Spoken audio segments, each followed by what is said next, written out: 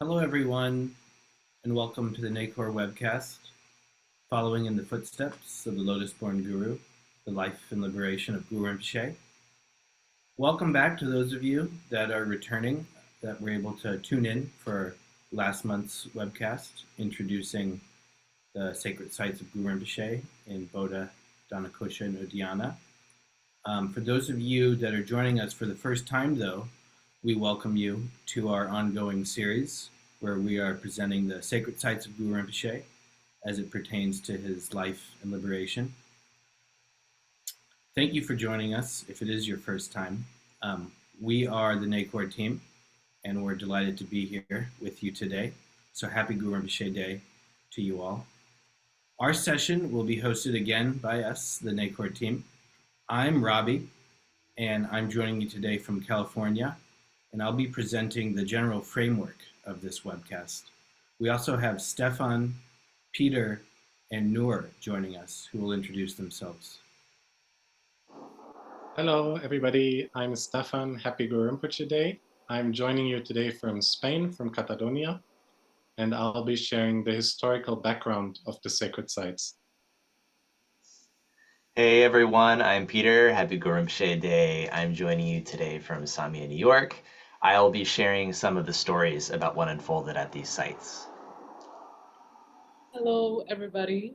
Happy Guru Rinpoche Day. I'm Noor. I'm joining you today from Bodha in Nepal, and I will be sharing quotations from the principal biography that we're following, the principal biography of Guru Rinpoche, which is called the Pema Katha.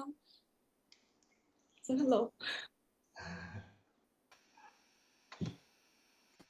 So, as we gather ourselves and prepare to speak of Guru Rinpoche in the Charnel grounds, let's first set our motivation, remembering the words of the awakened masters of the past.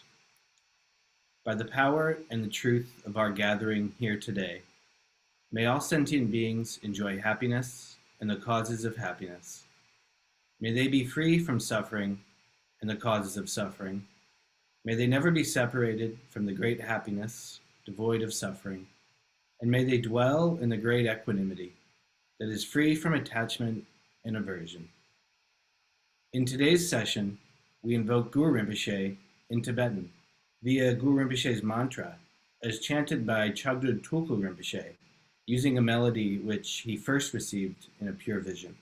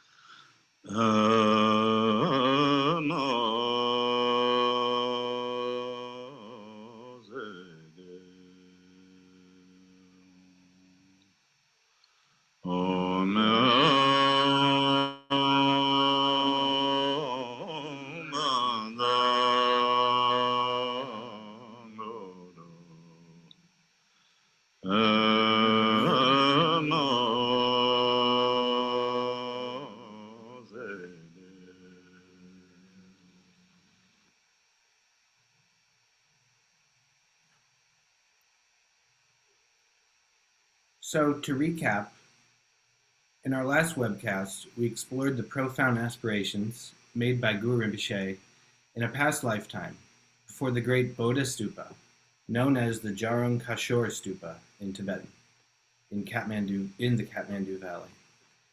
These powerful aspirations charted the course for his rebirth as the great tantric master we revere today. Guru Rinpoche emerged from the heart of a blossoming lotus on Lake Dhanakosha in Uddiyana. Adopted by King Indrabhuti, the young Padmasambhava was established as the heir to the kingdom. Yet, over time, he grew weary of royal life and engaged in unconventional yogic practices that eventually led to his expulsion from the kingdom. This month, the 7th month, according to the Tibetan lunar calendar, we are celebrating Guru Rinpoche's victory over hostile forces. In today's webcast, we delve into the history and significance of the 8 great charnel grounds. We will explore their sacred origins, beginning with the liberation of Rudra on Mount Malaya and Guru Rinpoche's practice of austerities, through which he manifested various enlightened forms and attained the first Vijayadhara level. Today, we are excited to present the 2nd episode in our webcast series, where we chronologically explore the sacred sites linked to Guru Rinpoche's enlightened activities. If you missed our previous webcast, you can easily catch up on YouTube by scanning the QR code or visiting our NACOR YouTube channel. Now, I'll pass you over to Stefan and Noor, who will delve deeper into Guru Rinpoche's profound role as an enlightened leader. Thank you. Thank you. As you may recall, in our previous webcast, we shared Buddha Shakyamuni's prophecy predicting the arrival of Guru Rinpoche.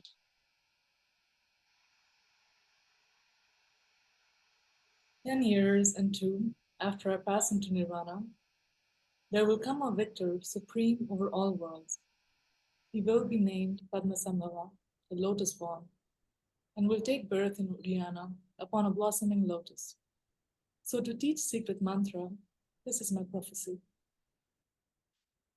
So this prophecy not only foretells the arrival of Guru Rinpoche, but also ensures the continuation of Buddha's legacy. It emphasizes that Buddha Shakyamuni came to this world as the teacher and embodiment of the Sutra path. As predicted, Guru Padmasambhava expanded upon this foundation by teaching the secret mantra, thus personifying the vision of Tantra and becoming the quintessential teacher of Vajrayana. Guru Rinpoche manifests on the outer level as the authentic spiritual teacher and on the inner level as our own true nature. Therefore, Kando Yeshe Tsogyal, his most devoted disciple, referred to him in great reverence as Mahaguru, Great Guru. Whether we read Guru Rinpoche's life story as a work of fiction or a biography, we encounter someone who transcends all assumptions about how any normal person or even a teacher might act. It is important to understand that as a teacher of Vajrayana, Guru Padmasambhava appeared in this world precisely to shatter our concepts, not to reinforce them. We read, for instance, that it was Guru Padmasambhava who liberated Rudra, the mythical embodiment of egohood, or that Guru Rinpoche lived for hundreds of years in an astonishing variety of roles and guises, undertaking feats that are utterly beyond us and visiting places we can hardly dream of, as we will learn also in this and the coming webcasts.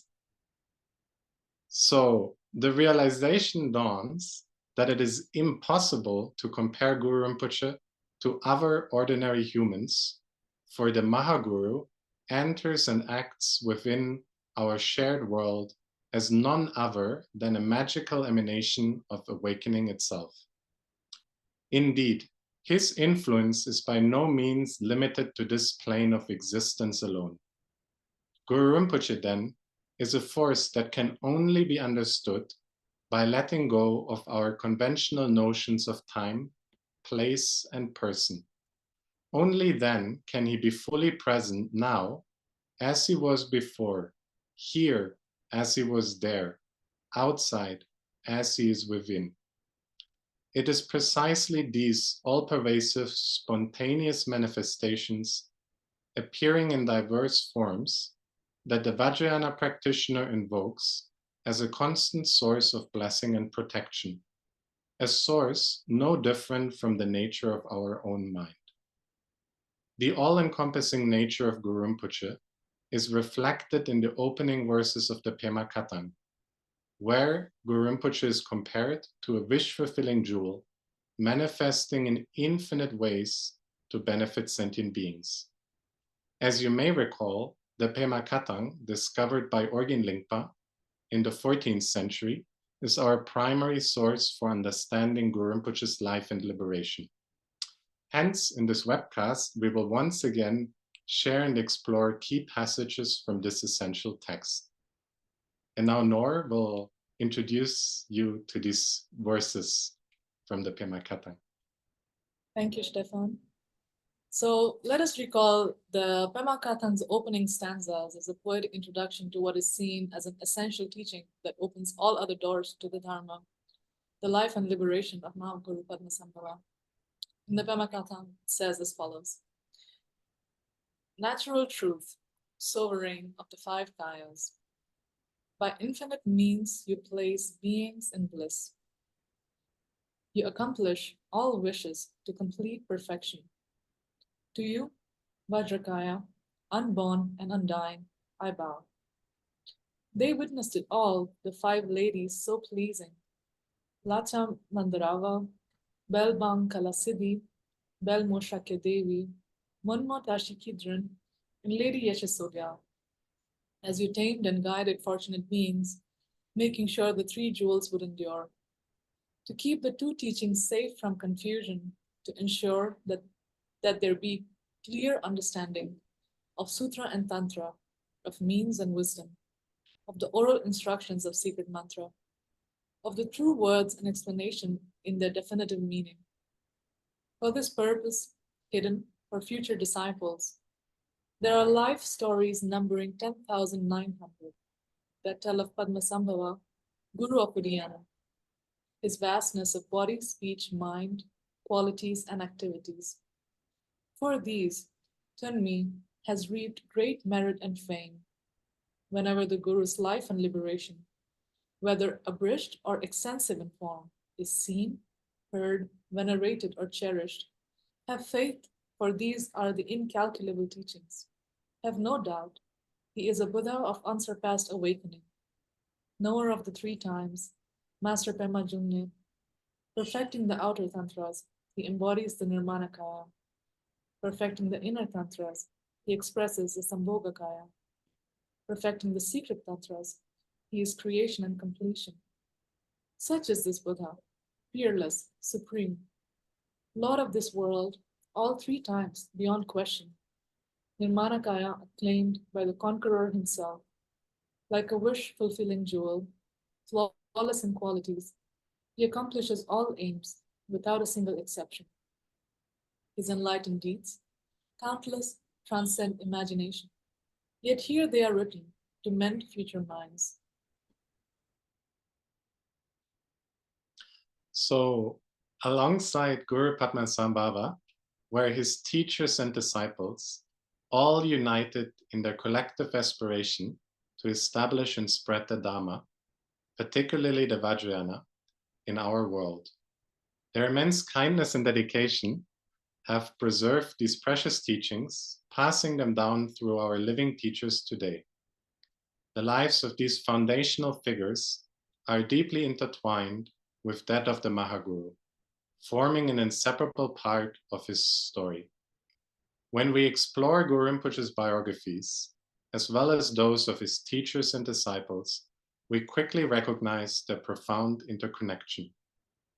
For instance, the five ladies mentioned in the opening lines of the Pema Katang, as we have just heard, the Mahaguru's spiritual consorts, each embodies one of the five aspects of wisdom.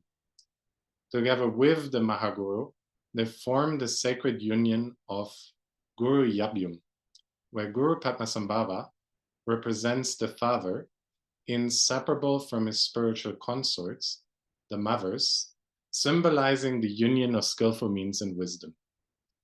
Led by Khandro Yeshe Tsogyal, these five wisdom dakinis are accomplished masters in their own right, each carrying a unique blessing and playing a pivotal role in this grand narrative.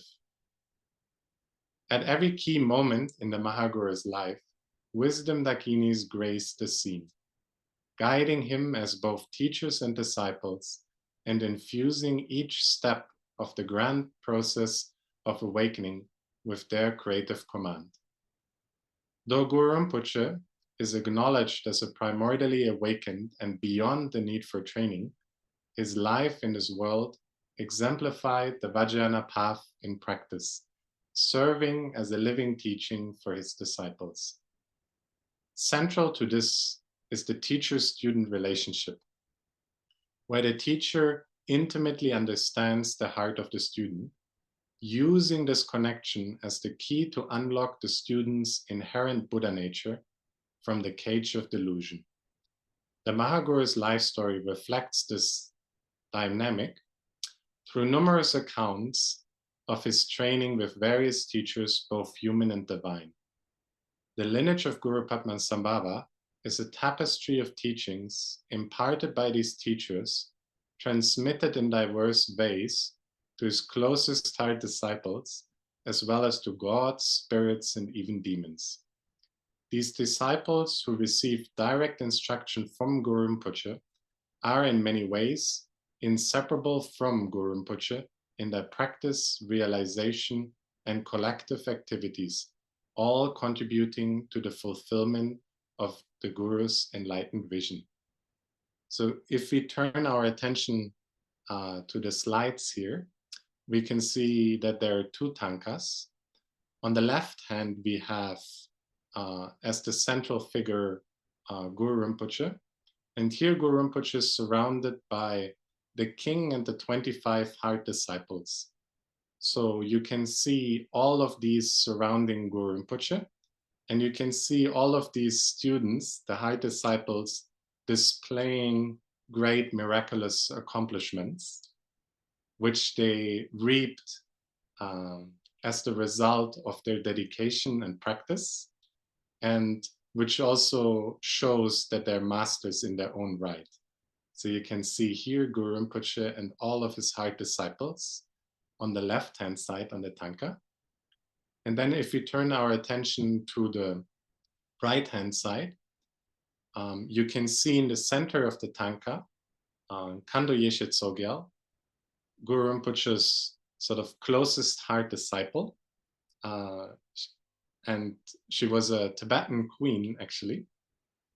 And then below, or in front, you can see here Lacham Mandarava. She was the Indian princess, or Sahorian princess from the country of Sahor in Greater India. And then on the left-hand side, you can see here Belmo Shakya Devi. She was a Nevar consort, and she comes from the region of Swayambhu, so the current Swayambhu Stupa in the Kathmandu Valley. And then above, we have here displayed Belbang Kalasidi, who comes from the country of Ngatubchen, which is either within Nepal or at the borders to Nepal. And then to the right hand of Kando Yeshe Tsogyal, you have Mamu Tashikiden, who is Guru Rinpoche's Bhutanese disciple and consort.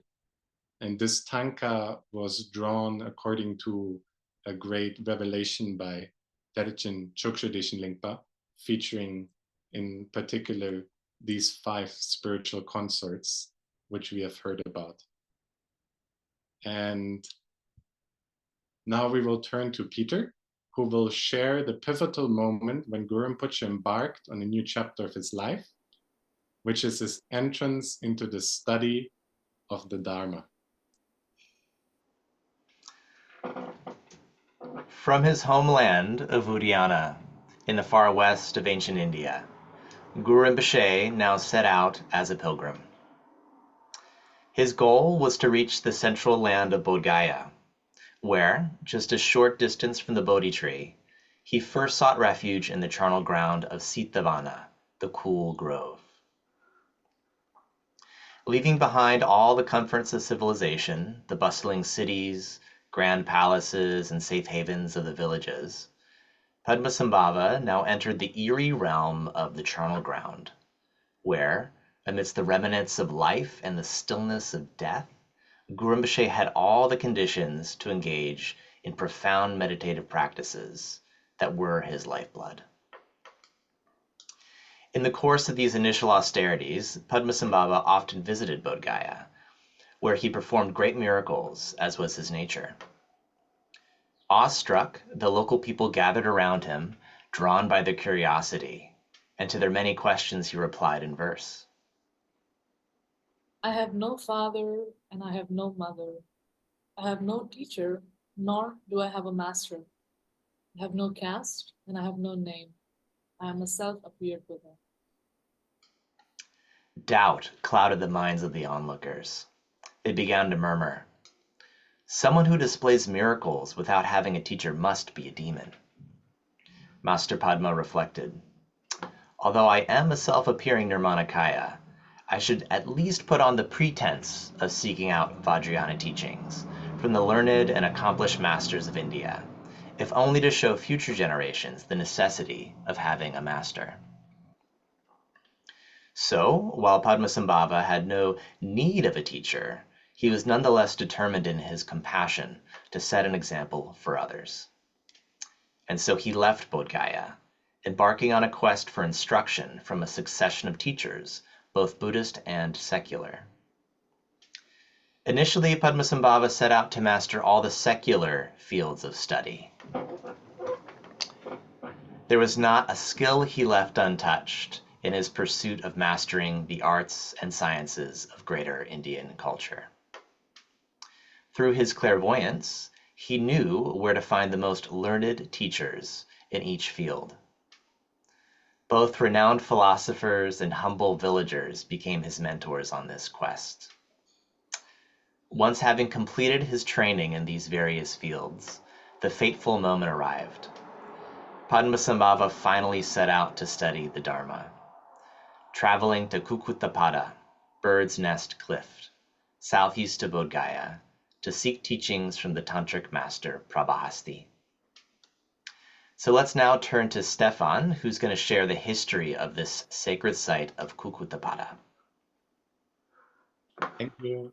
So regarding Kukkutapada, which is about a day's walk away from Bodh Gaya itself, or the Vajra seat, Dorje-din in Tibetan. So Kukkutapada is a mountain that stands as a testament to the long legacy of Dharma practice in the heart of India. Its rounded boulders push up past the jungled landscape to reach an outlook that affords a view of the whole region. These outcrops have hosted the very greatest masters from all three vehicles of the Buddha's teachings. When the great Chinese pilgrim and Buddhist monk Xuanzang visited Kukkutapada in the 7th century on his grand pilgrimage for India, he marveled at the mountain's peak towering above the dense forest, and he paid homage to all of it as the sacred place of the Buddha's disciple, Mahakashyapa. Now, many centuries later, Khenpo Wangchuk Dorje pointed out that this very same sacred site, Kukkutapada, can be viewed from the perspective of all three vehicles of the Dharma, the Hinayana, the Mahayana, and the Vajrayana.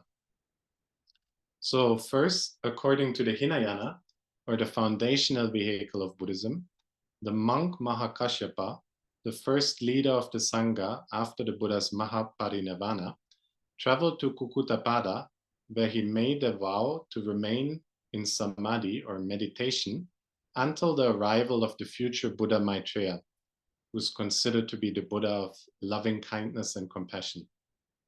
So upon reaching the mountain's peak, a cavern miraculously opened for Mahakashyapa. And Kashyapa then entered the cave, and the stones again miraculously closed behind him. And he remained there in this cave in meditation to this day, becoming a hidden source of blessings for generations of pilgrims. So now we turn to the Mahayana perspective, which is a couple of centuries later, in the 4th century. And we have the great Mahayana monk Arya Sangha, who undertook a 12-year retreat at Kukkutapada. And he vowed to stay in retreat until he would receive a vision of Buddha Maitreya. And so 6 years passed without Arya Sangha having even the faintest glimpse of Buddha Maitreya. And Arya Sangha got completely disheartened and left his retreat. And then on the way down, he saw villagers performing mundane tasks and persevering in this task, which sort of made Arya Sangha reflect that if even mundane people put so much effort in such banal and unnecessary things, then he should have more patience with great spiritual goals. So this made him return and practice again for another 6 years in the very same site of Kukkutapada. And after another 6 years had passed, again he felt that his practice hasn't progressed as well. So again he left his retreat, and this time he actually encountered on the road a dying dog. And this moment when he saw the dying dog sparked utmost compassion within him for the dog. And exactly in this moment, a vision of Buddha Maitreya appeared. And it's actually this sort of profound compassion that arose in that moment that made Arya Sangha see Buddha Maitreya, and sort of the 12 years of retreat were the purification of this karma that prevented him from seeing Buddha Maitreya, who was there all along. And then Arya Sangha receives all the Mahayana teachings and transmissions from Buddha Maitreya, and many of them are still preserved to this day. For example, the famous Uttara Tantra Shastra, the Gyu Lama, the Sublime Continuum, or also sometimes called the Treatise on Buddha Nature. So this was sort of the Mahayana perspective, and then we also have the Vajrayana perspective, where actually Kukkutapada was also home to the great Vidyadhara, Prabhahasti, and it was Guru Rinpoche who went to Prabhahasti, as we will now learn, to receive the teachings on the Yoga Tantras from Prabhahasti. And now here we can see these three perspectives, how they all come together in this one single mountain. We have the Hinayana sort of embodied by Mahakashyapa. Then we have the Mahayana embodied by Arya Sangha. And then we have the Vajrayana embodied by both Vidyadhara Prabhahasti, as well as, of course, Guru Rinpoche. And now here you can actually see a painting of this very site, which the mountain is crowned by a golden stupa in honor of the blessings of this great sacred site. And what you might also notice is actually, which is also reflected in the name itself, that this mountain looks like a sort of sitting bird with the head here and the back of the bird here, yeah? And then furthermore, we have one more image to share with you. So here you can see a photograph of the mountain when you would go right now to visit it, yeah?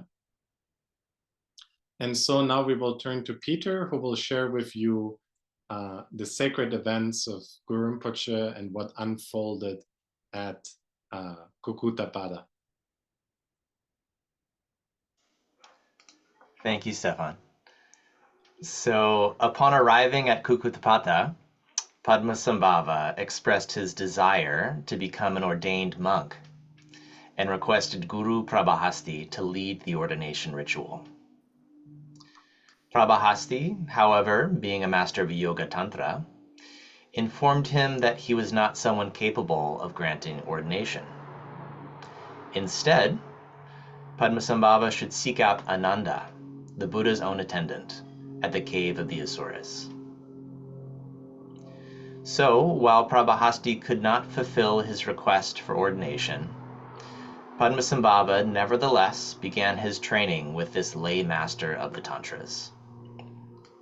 With each teaching, Padmasambhava's understanding deepened. The empowerments, transmissions, and explanations from Prabhahasti were swiftly absorbed into his being, blending seamlessly with his own innate wisdom. Each lesson brought a new revelation.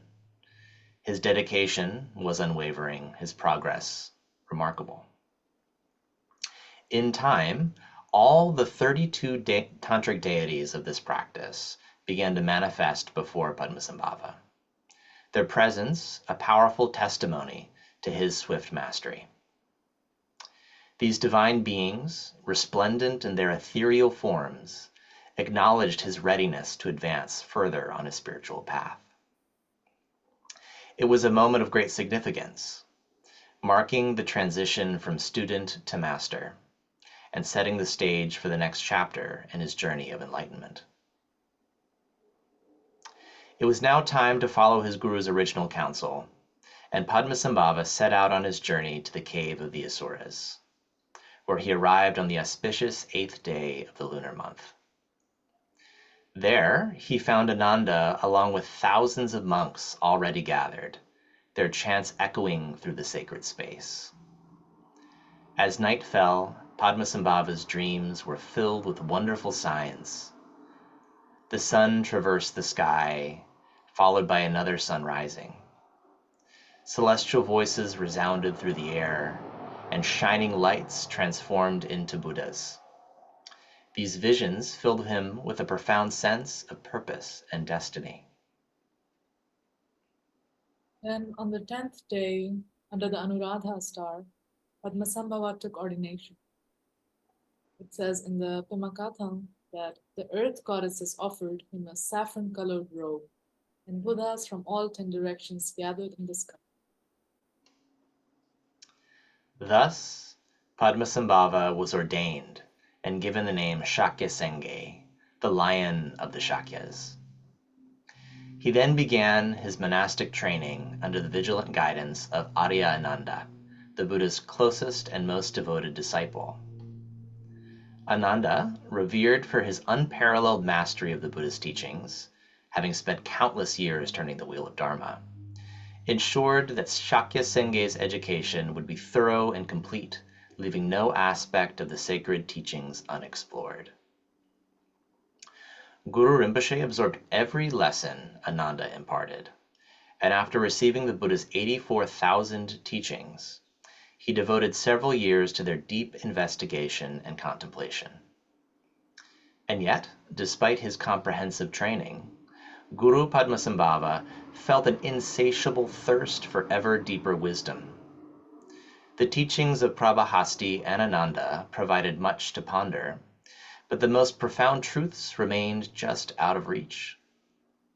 He realized that his true path lay beyond the monastery walls, deep in the wilderness, where the structured life of a monk gave way to the boundless freedom of a true seeker. Padmasambhava stood poised on the brink of a new and demanding chapter, ready to immerse himself in the rigorous yogic training of the Vajrayana path, the pinnacle of all spiritual vehicles.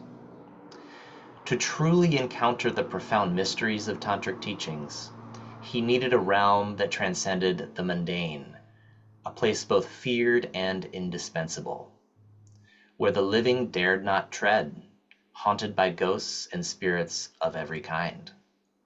And that's the charnel grounds. In the Pema Katang in particular, not only are we shown details of these terrifying landscapes and the spiritual disciplines that he undertook there, as well as the teachers he met there, but we also learn of Guru Rinpoche's role in the very origins of these sites.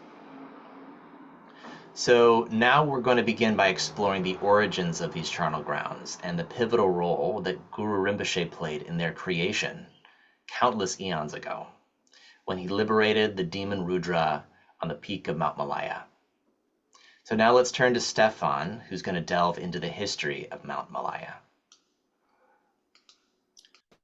Okay, so Mount Malaya, or Shripada, also known as Adam's Peak, is a revered mountain on the island of Sri Lanka. And Sri Lanka is an island off the southeast coast of India, and it's very much renowned for its rich Buddhist heritage. and includes a temple hosting the very renowned and precious sacred Buddha's tooth relics. It also has one of the oldest Bodhi tree saplings, a Bodhi tree that is over 2,000 years old. And it has numerous stupas, very big grand stupas, all filled with precious relics that are there since the very construction.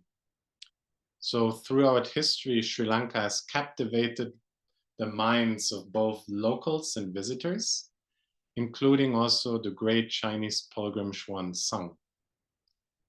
And ancient texts refer to Sri Lanka as Tamradvipa, which translates as the copper-colored island, believed to be inhabited by non-human spirits. The island holds significance, again, for all three vehicles of Buddhism. So first, what you can include in the vehicle of the Hinayana, or the foundational vehicle of Buddhism. You have the island's chronicles called the Mahavamsa, which share a story that Buddha Shakyamuni visited Sri Lanka, leaving a footprint on this very central mountain, now known as Shripada. In other words, the glorious footprint. And the Buddha left this footprint at the request of the guardian spirit called Sumana. And then within the Mahayana tradition, we have the Lankavatara Sutra, which shares that Buddha Shakyamuni came to Shripada to teach the Lankavatara Sutra at the request of the demon king Ravana. And now when we turn to the Vajrayana, Shripada is actually known as Mount Malaya, where the demon Rudra was subjugated. And it's marks the origin of the tantric teachings. But the Vajrayana teachings also share that while the true Mount Malaya is actually said to be inaccessible to ordinary beings, Shripada here on Sri Lanka is seen as its earthly representation. And the great treasure revealer Terchen Chokshudishin Lingpa even refers to Sri Lanka as Sangdopari, the copper-colored mountain, Guru Padmasambhava's pure land on earth.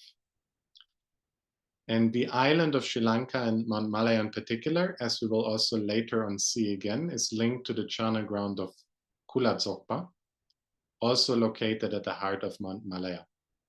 So if we turn here now to the slides, we can see a painting of Mount Malaya. And what you see here on top is Vajradharma, a form of Vajrapani, teaching the secret mantra to 5 sublime disciples. So it was upon the request of these sublime disciples that the Vajrayana was first taught in our human realm, here on Mount Malaya. And it's sort of the spot where then also the tantric teachings entered on this very sacred grounds where the demon Rudra was liberated. And it was these 5 sublime beings who then noted everything down and hid these precious Vajrayana teachings as treasures. And then on the next slide here, you see an actual photo of Mount Malaya or Shripada rising from the jungle landscape of Sri Lanka. And now we can turn to Peter, who will share with you the events that unfolded on this mountain. Mm-hmm. So long ago, a monstrous demon named Rudra became intoxicated by the strength of his own spiritual power. So vast was his arrogance, so destructive his influence, that the world trembled beneath his wrath. Peaceful interventions by enlightened beings failed to subdue this terrible nature. The world was on the brink of ruin, and it was clear that only force could bring this demon to heel.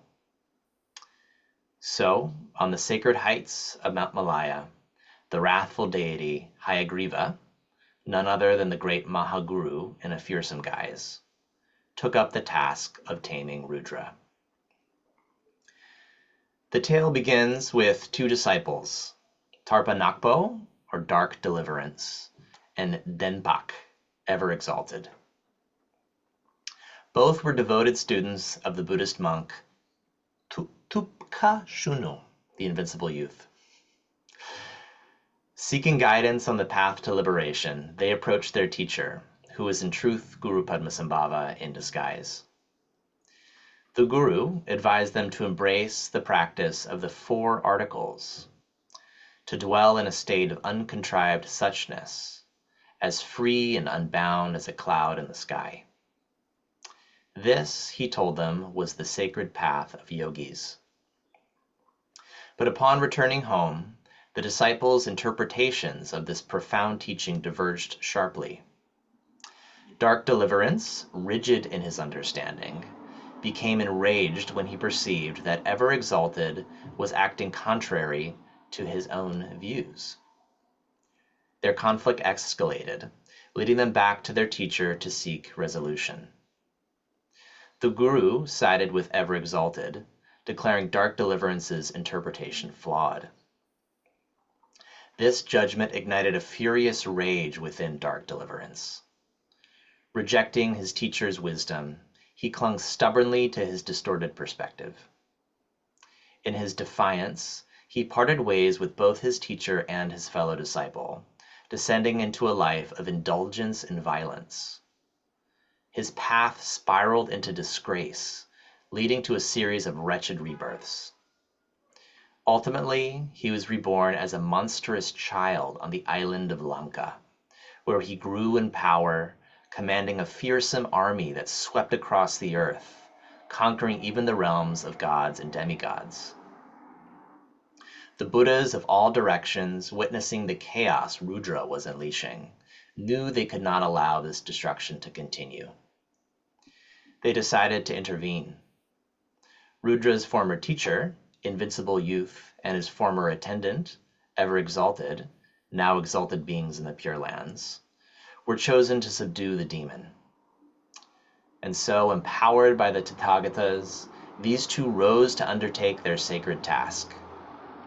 Assuming the wrathful forms of Hayagriva and Vajravarahi, they descended upon Rudra, the very embodiment of egohood, and with their combined might, they defeated him in a climactic battle, liberating his tormented consciousness from its fleshly bondage.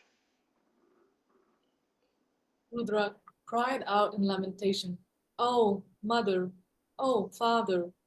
Hayagriva and Vajravarahi are overpowering Rudra, as the Buddha overpowers Maras, demons. The impious are overpowered by the Dharma. The Sangha overpowers unbelievers. Lord Indra overpowers the demigods.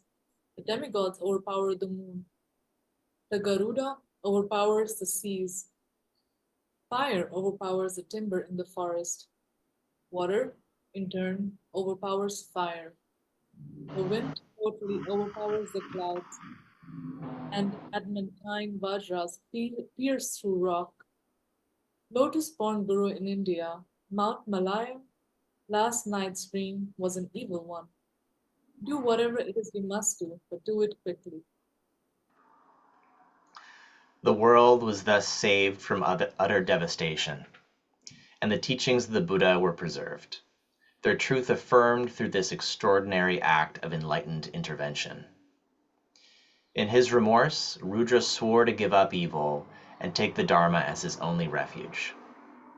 The wrathful Buddhas in turn blessed him with their blissful power, liberating his consciousness and consecrating his body. Kyabche Tulku Organ Rinpoche taught how this extraordinary episode uses the sacred, secret language of the Vajrayana. The wrathful deity Hayagriva's union with his female consort is, in fact, a symbol for union with the basic nature of phenomenon. And through the guise of Hayagriva, Guru Padmasambhava's liberation of Rudra expresses, on a deeper level, liberation from the demons of the 5 poisons. These seminal events thus set the stage for such extraordinary activities to be integrated with tantric practices that would later unfold.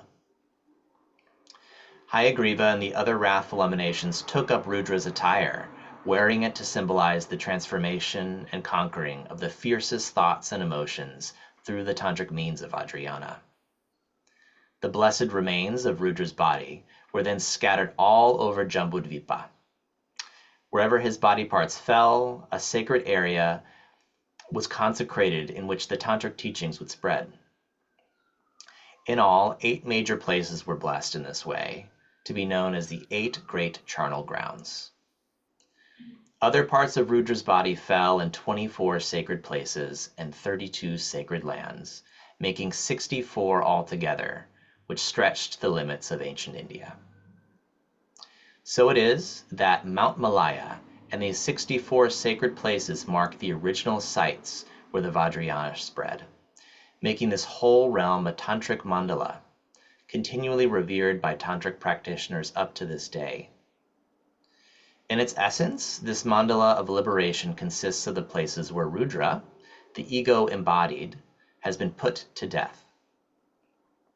With the death of ego, awakened qualities are now free to arise, all thanks to the courageous activity of Guru Rinpoche. So now, let us return to the present age of Buddha Shakyamuni and Guru Rinpoche to examine the ancient landscape of Greater India, where these charnel grounds were located and where Guru Rinpoche's enlightened activities took place. I'll now hand it back over to Stefan, who will share insights about these 8 great charnel grounds, which emerged from the remains of the demon Rudra. Okay, thank you. So, as we enter the ancient charnel grounds of Greater India, we leave behind the safety and security of city, palaces, and villages, and we venture into a desolate wilderness where human corpses are cremated, buried, or left to decompose in open air, and where spirits hold sway. These dreaded and haunted places, situated on the outskirts of civilization, served as transitional spaces where the dead began their journey to the afterlife. Charnel grounds have held a profound spiritual significance since ancient times, particularly for the early Buddhists who often established communities nearby. These desolate places served as stark reminders of life's suffering and impermanence, compelling the monks and nuns to renounce worldly attachments and dedicate themselves to the Dharma. Drawing from his own experiences, the Buddha advocated meditation on the decay of corpses to develop mindfulness, and monks even repurposed funeral shrouds for their robes, symbolizing their detachment from fear and death. For the broader lay community then, Buddhist monastics played a crucial role as intermediaries with the spirits of the charnel ground, guiding the deceased and interceding on their behalf. This gave the Buddhist Sangha a reputation as fearless guides to the afterlife, embracing charnel grounds at a vital source for spiritual growth. The Buddha actually himself practiced in the charnel grounds during his 6 years of austerities before attaining enlightenment, though he eventually deemed this path too extreme. Nevertheless, these experiences in the charnel grounds were crucial in his journey towards awakening. Similarly, Guru Padmasambhava's tantric meditations in the charnel grounds were pivotal in his spiritual achievements. Charnel ground meditation was essential for actually both the Buddha and Guru Rinpoche in reaching high levels of realization. In the tantric traditions, charnel grounds assume very great importance. These haunted, terrifying places became sites of intense spiritual practice, where dakas and dakinis, yogis and yoginis gathered for tantric ritual. The spiritual potency of these grounds offered practitioners the potential to attain great wisdom and become Mahasiddhas, or highly accomplished beings. Chana grounds were revered as supreme locations for practicing the ritual of union and liberation, foundational to the tantric path. Guru Rinpoche's journey through the 8 great Chana grounds marks a pivotal stage in his tantric path, tapping into the deepest spiritual resources of Greater India for profound realization. This legacy has been passed down through generations and continues to resonate today, as we can still connect with these very same Chana grounds. Among the scattered remains of Rudra, the 8 great Chana grounds stand out as the most potent. And now, according to the Pema Katang, we will look at these 8. So first we have the Chana ground of Sitavana, also called Cool Grove, in Magadha. It's actually not far from Dorje Den or Vajraseed or Bodh Gaya. It's just on the opposite side of the Naranjana River. And this was also the Chana ground primarily where Buddha Shakyamuni practiced austerities prior to his awakening. And here we have a painting of this Chana ground, and it's actually Sitavana that is sort of the central or most important of all the 8 great Chana grounds. Yeah? And then here in the next slide, we have a picture of how Sitavana Chana ground currently looks like if we go on pilgrimage to the sacred site. And then next, the second Chana ground, we turn to Kula Dzogpa, called Perfect Embodiment in Sri Lanka. And as we mentioned before, this Chana ground is identical with Mount Malaya. So again, here you can see an image of Mount Malaya. And then we turn to the third Chana ground called Dechindalwa, or Pervasive Bliss. And this Chana ground is located in current-day Ladakh and Zanskar. And here we have a painting again of this landscape. And then again, we have a current picture of this sacred site if we were to go on pilgrimage there. The fourth Chana ground is the Chana ground of Lunduptsek, or Spontaneous Mound, in present-day Nepal. And this is the famous Bodha Stupa, which we talked about in our last webcast. So you can see here a painting of the Bodha Stupa in ancient times and a picture of current-day Bodha. Now the fifth Chana ground is the Chana ground of Lankatsek, or Lanka Mound, in the country of Zahor. And the precise borders of Zahor at this ancient kingdom are not known, but it's known that that this kingdom was along the Ganges River, and the precise location of the Chana ground is also not identified. So what you see here is the Ganges River winding through the Indian landscape.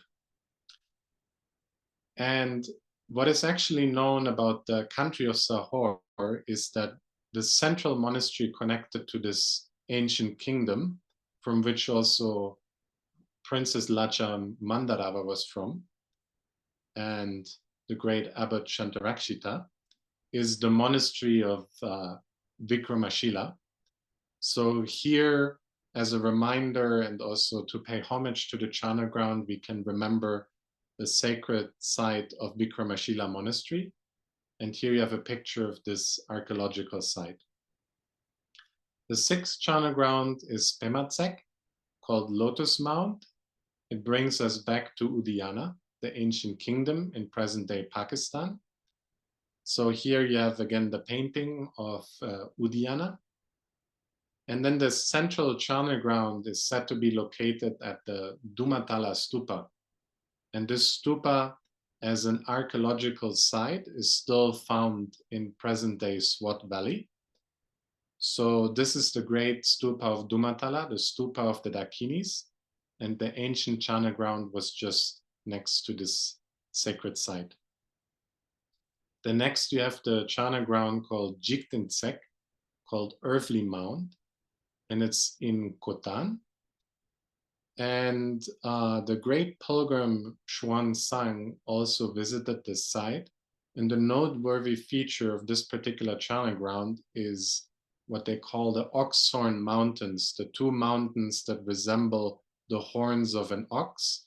And the Chana ground was located in between, in the middle. In Sanskrit called Goshringa. And while you can still go and visit the site, we don't have currently a picture of it, unfortunately.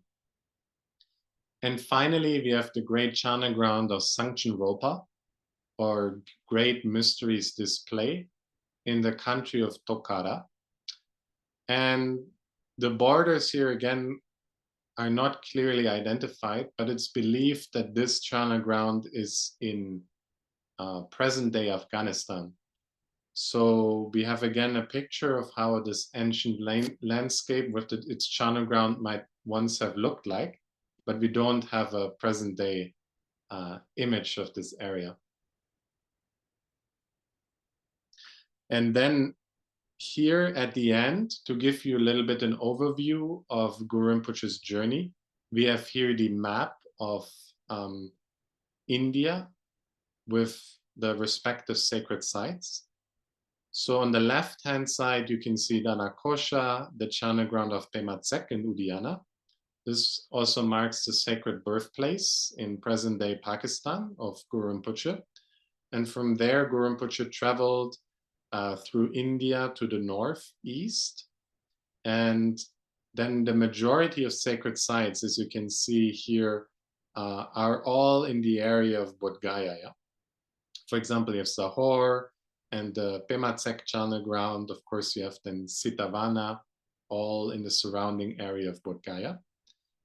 And then the Tokkara that we just mentioned and Sangchen Rolpa is far to the west, which might be present-day Afghanistan. Then you have in Ladakh and Zanskar, Ladakh and Dalwa, and in Khotan you have Jigtensek. And then of course in Nepal, you have the beloved Bodha Stupa or Lundruptsek Chana ground. And then on the next image, you can see Sri Lanka and Mount Malaya and the Kula Dzogpa Chana ground. And now we will turn to the central Chana ground of Sitavana, known as Dutra Sivetsal in Tibetan, or Cool Grove in English, located just near Bodh Gaya, at the very heart of Buddhism in India. And now we will turn to Peter, who will explore the sacred events that unfolded within the 8 great Chana grounds. So at this point in Guru Rinpoche's journey, the life of a royal youth had become nothing more than a distant memory. Guru Rinpoche had long since mastered the worldly arts and sciences, plunged deep into the foundational teachings of Buddha Shakyamuni, and gained insight into the yogic treasures offered by his guru Prabhahasti. And yet, all of this was just a prelude to what lay ahead, the 8 great charnel grounds. Guru Rinpoche was no stranger to these grim landscapes. He had practiced austerities in the charnel grounds before. But this time the purpose was different. His earlier visits had served primarily as a refuge from the distractions of worldly life. Now, his mind was set on something far greater, the attainment of siddhis, the spiritual accomplishments that are the ultimate fruits of tantric practice. These grounds, teeming with spirits and powerful entities, formed a spiritual crucible that attracted dakas and dakinis, yogis and yoginis alike. It was precisely their foreboding and ominous nature that made them ideal locations to test a spiritual practitioner's resolve and their strength. And it was here, in these grim and gruesome places, that Guru Padmasambhava's practice would reach its full potential, flourishing in ways unimaginable in the safety of conventional sanctuaries. One by one, Padmasambhava sought out the 8 great charnel grounds, scattered and hidden across the vast landscape of ancient India. Each was teeming with ghastly, monstrous beings that roamed a terrain littered with crematory fires, and played amongst heaps of corpses as if for sport. The charnel trees were alive with the ominous flutter of malevolent birds, while nearby lakes were brimming with skeletons. Fires and winds raged incessantly, sweeping entire nations of ghosts and ghouls into the air. Mountains of heaped-up bodies loomed ominously, where worldly gods, unmatched in authority, held dominion, until Padmasambhava arrived. Without hesitation, he ventured into the heart of these terrifying spectacles, devoting 5 full years in each to intense practice, taming the land and its spirits. So now a quote from the Pema Katang. Taking his seat upon a throne of heaped-up corpses, both old and new, the terrifying creatures who dwelled in the charnel grounds offered him great mounds of the choicest fruits, while the Dakinis bowed low and paid him homage. And so, with the bravery of a seasoned yogi, he transformed the powerful forces of the charnel grounds into allies of the Dharma. With each conquest, Guru Padmasambhava harnessed the raw, chaotic energy of the charnel grounds and transformed it into profound spiritual accomplishment. In doing so, he manifested unique forms, each a distinct expression of his enlightened essence. It is taught, nonetheless, that these different forms are like the interconnected facets of a wish-fulfilling jewel. No matter which of them we invoke, all the others are equally embodied there. And thus we meet his 8 manifestations. So here in this image we see on the top left, there's Guru Orgyen Dorje Chang, or the Vajradhara Vudhyana. In the middle left, we have Guru Nima Ozer, rays of the sun. To the bottom left, we have Guru Singye Dradok, the lion's roar. Oh, I'm sorry. To the middle left, there's Guru Pema Gyalpo, the Lotus King. And then to the bottom left, there's Guru Singye Dradok, lion's roar. And then if we move to the top right of this image, we have Guru Shakya Singye, Lion of the Shakyas. Middle right, there's Guru Padmasambhava, the Lotus-Born. And then also in the middle right, we have Loden Chokse, Wise Seeker of the Sublime. And then if you look to the bottom right of this image, there's Guru Dorje Drolu, the wild, wrathful Vajra. And so as Padmasambhava journeyed through the charnel grounds, he was guided by a host of awakened beings who appeared before him before each retreat, offering teachings of ever-increasing depth.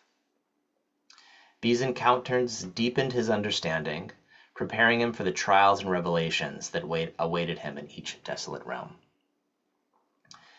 And so his quest eventually led him to Dechin Dalwa, where Guru Rinpoche sought to receive profound initiations from the great wisdom Dakini, Karmandrani. Upon reaching the heart of the charnel ground, Guru Rinpoche came upon a palace made entirely of skulls, where it seemed the Dakini resided. And yet the doors were locked tight.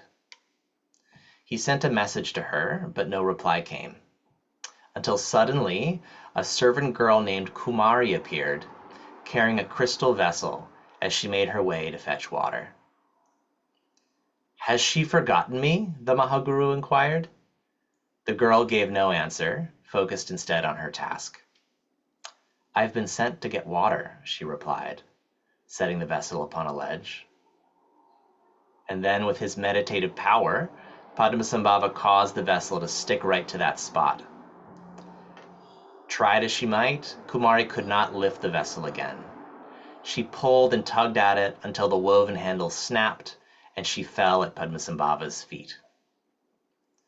As she rose, Kumari revealed a curved crystal knife, and without hesitation, she plunged it into her chest, opening up her body to reveal an awesome sight. There, within her, all the peaceful deities of the Vajradhatu mandala shone forth, radiant and awe-inspiring. You may possess power in mantras, she said, her voice calm and steady. But isn't this even more amazing? Padmasambhava immediately prostrated and performed circumambulations in reverence. Please bestow the supreme empowerments upon me, he implored. But the girl gently corrected him. I am only a servant, she said. You should go inside. Kumari then led Padmasambhava into the heart of the palace, where he soon found the Dakini Karmindrani, resplendent and adorned with 6 ornaments of sun and moon. She sat majestically on a throne of sun and moon, with a parasol of those celestial bodies above her. As Karmindrani remained seated, Padmasambhava prostrated before her, circled her in reverence, and then offered a 1,000-spoked golden wheel, entreating her, please grant me the outer, inner, and secret empowerments. In that moment, a host of deities appeared, dazzling in the sky above them. As Karmandrani spoke with authority, destined lineage holder, now request empowerment. Padmasambhava replied with a deep, resonant voice. Long ago, there never were a guru. We would never have even heard of enlightenment. When the Buddhas of the eons of emptiness appeared in reliance upon their gurus, the glorious guru is an ocean of good qualities. Gurus display the mandala of their countenance and look upon their disciples with compassion. Empowerments are not requested from the deity, they are to be requested from the guru. Hearing this, the Dakini was satisfied. You do know how to request empowerment, she proclaimed. With a graceful gesture, she dissolved all the deities gathered before them into her heart. And then, without warning, Karmindrani transformed Padmasambhava into the sacred syllable Hung and swallowed him whole. Inside her body, Padmasambhava underwent a profound transformation. On the outer level, his body became that of Buddha Amitabha, empowering him to accomplish the deathless Vidyadhara. From the blessing of being within her body, his inner form shifted to that of Avalokiteshvara, granting him the empowerments of meditation upon Mahamudra, the Great Seal. Finally, as he traveled through her secret lotus, his body, speech, and mind were purified of cognitive veils. On the secret level, he became the mighty Hayagriva, empowered to bind arrogant gods and demons under oath. And so after receiving this extraordinary empowerment from within the body of the Dakini, Guru Padmasambhava set out on a quest to find yet another teacher, one who could impart the teachings of Ati Yoga, the great perfection, the pinnacle of the Buddha Dharma. The only clue he had was the name entrusted to him by the Dakini Karmindrani. The moment she uttered this name, a profound sense of inspiration and devotion flooded Padmasambhava. He instinctively knew that this teacher would reveal the ultimate vital points of meditation and bestow the pith instruction on the inseparability of all Dharma teachings. A truth Padmasambhava had been yearning to uncover since the beginning of his journey. That guru's name was Sri Singha. Driven by this profound inner calling, Padmasambhava traversed the length and breadth of ancient India, traveling without rest until he reached the legendary land of Suvarnadvipa, the Golden Isle, most likely the island of Sumatra in Indonesia, where the great master, the Vidyadhara Sri Singha resided. Their encounter then unfolded like a dream. As soon as Sri Singha laid eyes on Padmasambhava, he raised his hand to the sky in a pointing out gesture and spoke with timeless authority. Do not cling to what appears. Do not cling to anything at all. Let what does not appear remain unmanifest. Let what appears simply be. Detached from all appearances. Appearance and liberation occur together, simultaneously, in the very same moment. Ultimately empty, relatively not empty, both are completely empty. Whether you call it ceasing or unceasing, neither truly exists. What is primordially empty remains just so. What is utterly empty remains just so. This vast display of all things, above, below, and in between, take this as Sri Singha's ultimate fifth instruction. For those who truly grasp the view and ponder it, the indivisibility naturally reveals itself. With these profound words, Sri Singha then dissolved into the Vajra-like expanse, and then bestowed upon Padmasambhava the most precious empowerment of the display of awareness. In this brief yet profound encounter, Padmasambhava recognized the essence of the highest teachings, and Sri Singha became his root guru, the main teacher who would guide him on the path of Dzogchen, the great perfection. Guru Rinpoche went on to linger in the eerie realms of the charnel grounds for many years, his resolve unwavering, his practice relentless, his dedication as fierce as the fires that surrounded him, eventually bore fruit. In the depths of this sacred practice, he ascended to the level of a matured Vidyadhara, the first milestone on the tantric path to awakening, as taught by the Nyingma tradition. Indeed, this marked the beginning of his journey through the 4 stages, each one a gateway to ever deeper realization and unparalleled spiritual mastery. Wonderful. Wonderful. So, this concludes our webcast for today. Thank you, everyone, for joining. We hope you enjoyed it. Our next webcast will take place in 1 month on the next Guru Rinpoche Day. So before we leave, we do have some announcements, and we will also set aside some time to answer any questions you may have. But first, we would like to share some very exciting news with you. As many of you may have heard in our last webcast, we are planning a pilgrimage to Nepal in March 2025.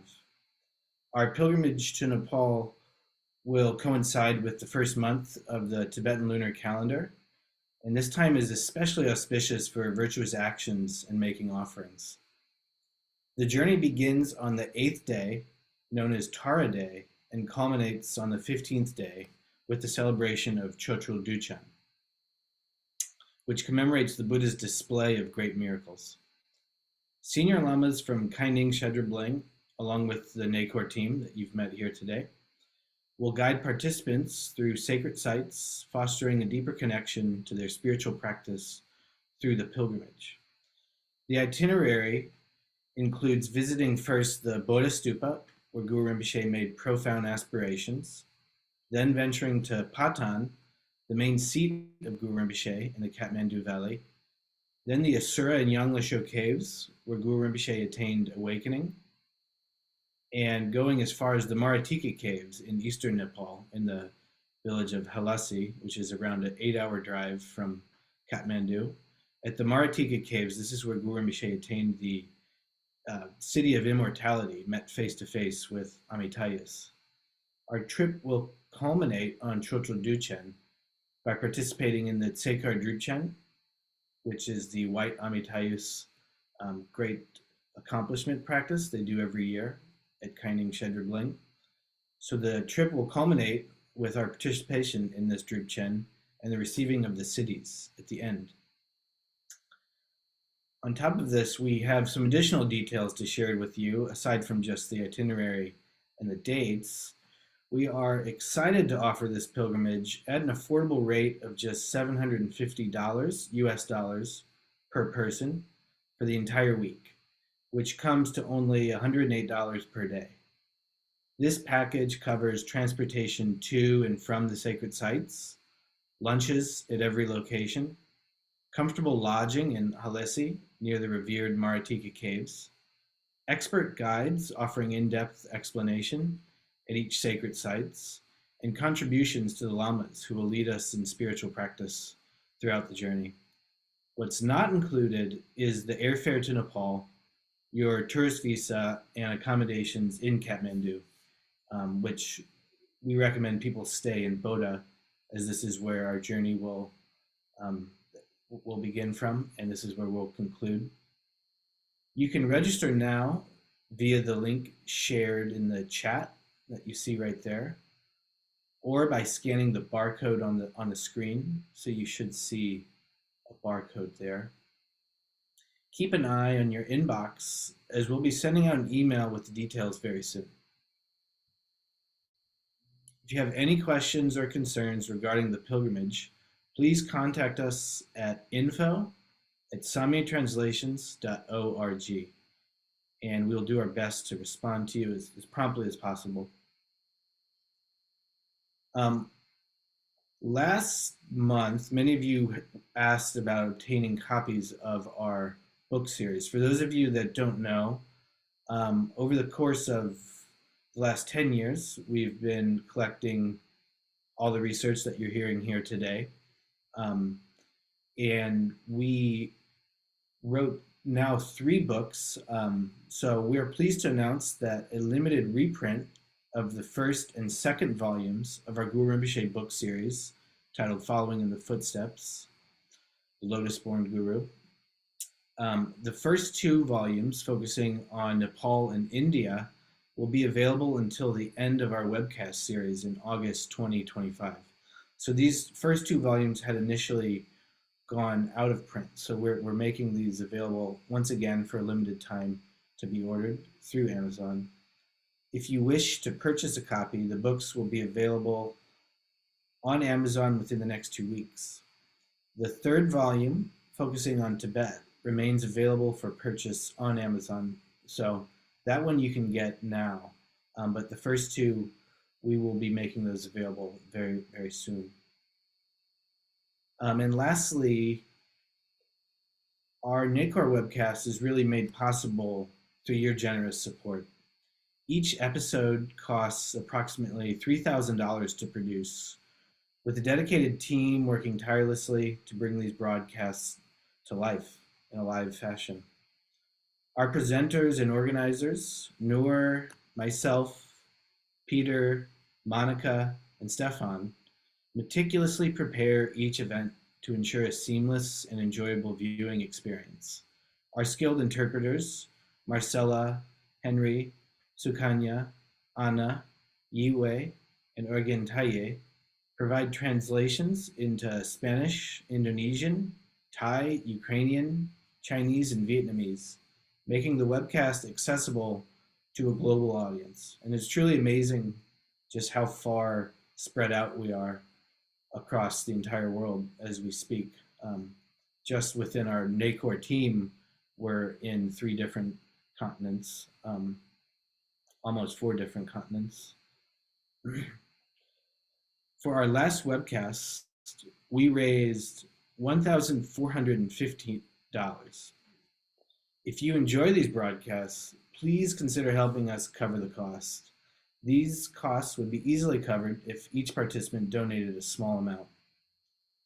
The most effective way to support us is through a recurring donation via DonorBox or a Patreon. Alternatively, you can make a one-time contribution as small as $3 through DonorBox or PayPal. To donate, simply scan the QR code or visit our website at samyatranslations.org/donate. Any additional funds will be dedicated to the further development of NACOR, with the goal of making it a comprehensive and profound resource for information on all Buddhist sacred sites. Our sincere aspiration is to transform Nagor into a platform where both practitioners and newcomers to Buddhism can easily access authentic information on these sacred places. So now we open the floor to questions. We have a few here in the chat, in the Q&A section.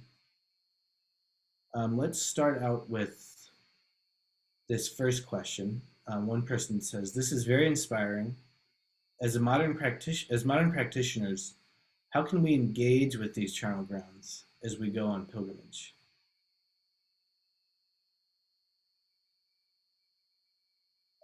Peter or Stefan, do you want to answer that?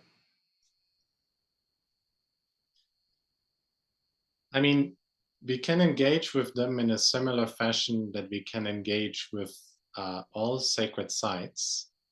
So on the one hand, there's nothing extra that we need to do. So when we visit any of those sacred sites, whether it's like Bodh Gaya or the Bodha Stupa in Nepal, so we're connecting through this to the sacred site through the stories and also through the medium of our eyes. And then we sort of open up to the environment, we make offerings, we receive the blessings from the sacred site, and then we make heartfelt aspirations and dedications at the sacred site. And then sort of these sacred sites can become very powerful catalysts for the blessings, and they can spark deep transformations. This is actually the reason we go on pilgrimage. So the charnel grounds are part of this network of sacred sites. And as Vajrayana sites, the pilgrims might choose to particularly do Vajrayana practice there, such as offering a tsok, a Gana chakra, or a feast. But there's nothing for us pilgrims that we need to do differently than visiting any other sacred site. But we can engage with these precious sites in a similar fashion that we engage with all the sacred sites when we go on pilgrimage. May I, if I just add something? Yeah. Recently, or relatively recently, on a pilgrimage, Narbula advised something, and it was this, that, you know, when you go to a sacred place, especially a lakham, this was said in the context of a lakham, but I think it can apply to everything, or every pilgrimage site that we can go to, that she said something like, you know, imagine that you're a little girl and you're looking at everything for the first time, something like that. And this is kind of openness to just the experience of this place as it arises. That can be a very powerful way to relate, you know, without like having all this. It's very good, of course, to have aspirations and have wishes to practice, but also to just let it be somehow. Mm-hmm. Yeah, very. Just to take it in as it is. Yeah. Beautiful. And we have more information on how to engage with sacred sites on our Nikar website. Actually, there's a section that we've posted there, a teaching from Pagtrok Rinpoche on how we engage with these places as well. We can share that link in the chat shortly. So moving into the next question, because there are a few here. Another person asked, what is Vedali? It was shown as a site in South India on the map, which included Sri Lanka.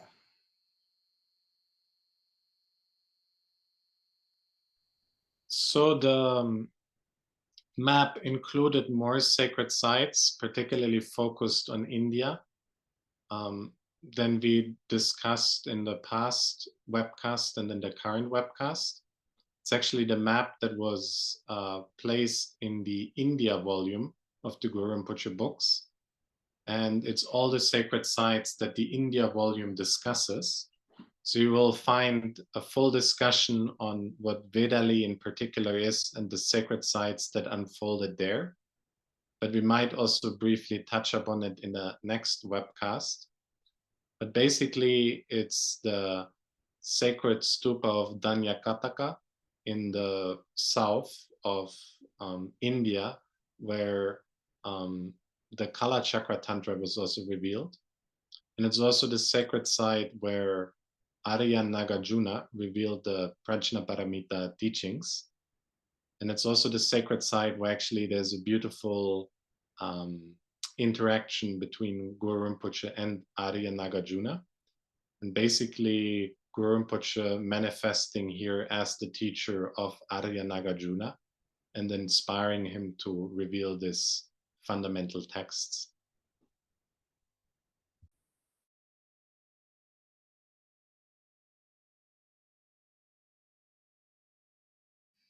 Thank you, Stefan. We have another question here regarding Sopema in Himachal Pradesh. So one person asks, so does this mean that the usual identification of Zahor with Sopema in Himachal Pradesh is actually incorrect? So we will touch upon Sahor and the Maratika cave in our next webcast on next Guru Rinpoche Day. So we will dive in the history of Zahor in more depth. So stay tuned. But if you have attended our last webcast, you will also have noticed that we had 2 Udyanas and we had 2 Danakoshas. So one was sort of the current day Swat Valley, and the other sacred sites were identified by Kepche Chatra Rinpoche.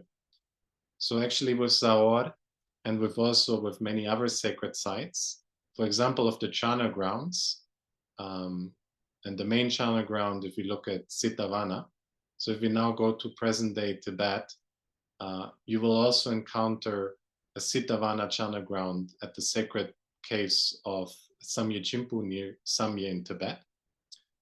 So this is just to show this nature of the sacred sites that are not necessarily bound to just one single location, but they can actually have multiple locations. They can also disappear or reappear at the different point in time. This is what Kepche Degu Khensa Rinpoche has pointed out. And so it's the same case with Sopema and with a sacred site at the Ganges River near Vikramasila Monastery, which actually was particularly pointed out by the great master Gendon Triple to be the location of Zahor. And we will dive a little bit more into this in our next webcast. Yeah.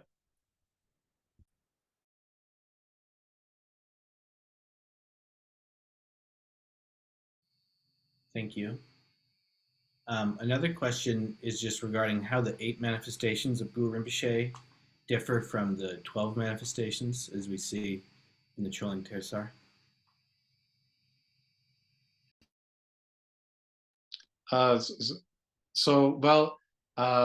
We also try to show that actually the manifestation of Guru Rinpoche are infinite, and there's different traditions of identifying different sort of numbers of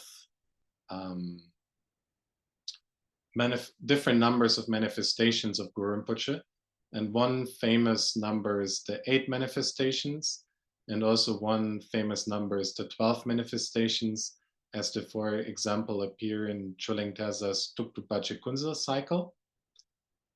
And it depends upon the Dharma cycle that we follow, the particular emphasis that is placed, but there's a certain overlap of these manifestations as well. And there's also some difference, of course. To go into more depths, we would have to go quite far. But for example, the India volume book also explains a little bit further the 8 manifestations.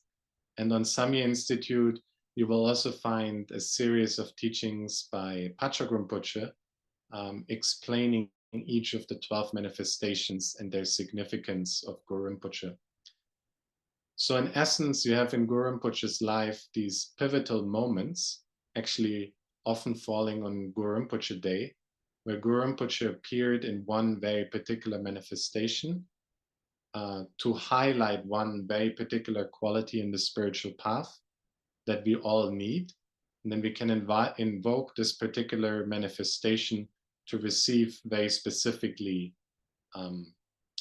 as a certain set of blessings, such as, for example, wisdom or wealth, as it's here displayed in the Tanka of Lama Norla, one of the 12 manifestations. And then there's the next question, which I'm not sure how to answer it. It says, who exactly is Guru Rinpoche? So this is something that we're trying to explore throughout our entire webcast series and also through our introductory sections on Guru Rinpoche. But this can be answered, of course, on many different levels.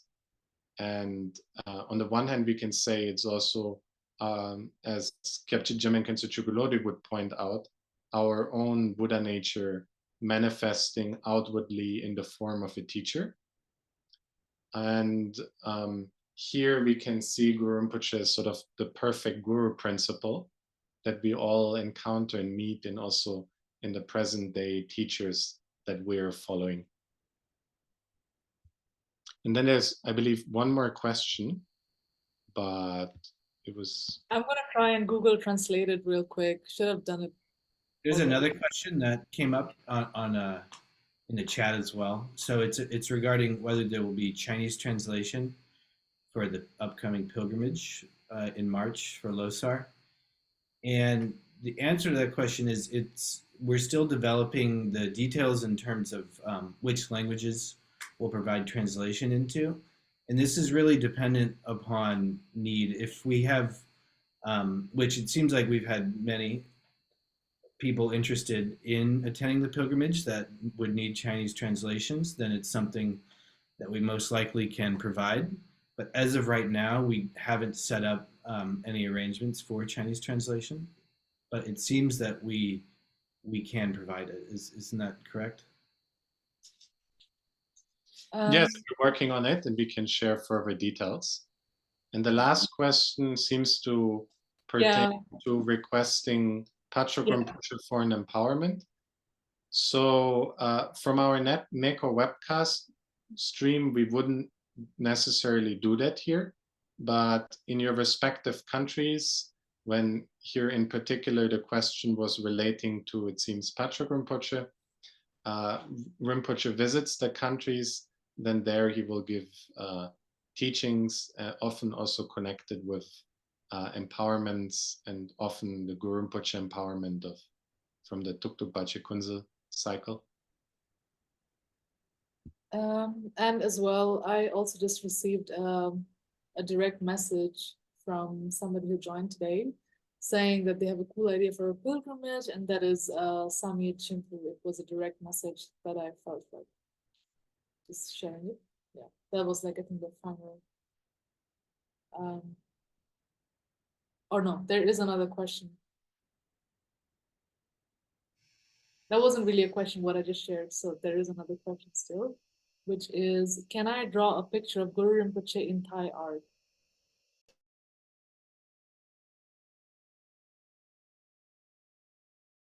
I mean, sure, why not? Sounds good. Very, very nice idea. I would love to see the picture when it's finished. Please share it.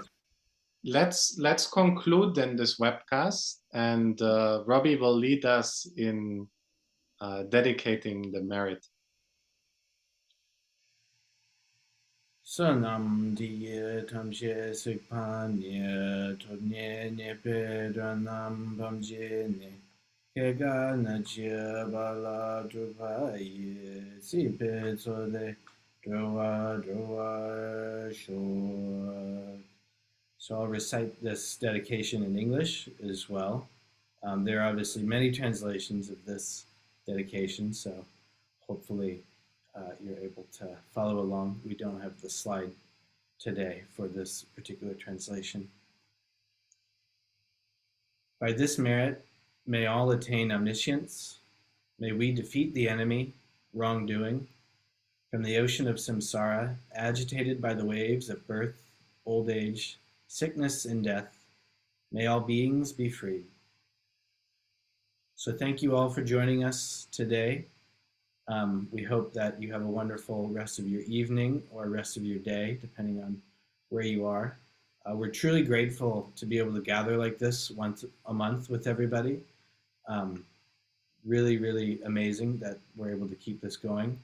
So please do join us again throughout the year, and we're excited to delve into more of these profound stories with you all. Thank you. Thank you, everybody. Bye-bye. Thank you. Bye-bye. Thank you, everyone. Happy Guru Rinpoche Day. Bye. Thank you for today. And nice weekend.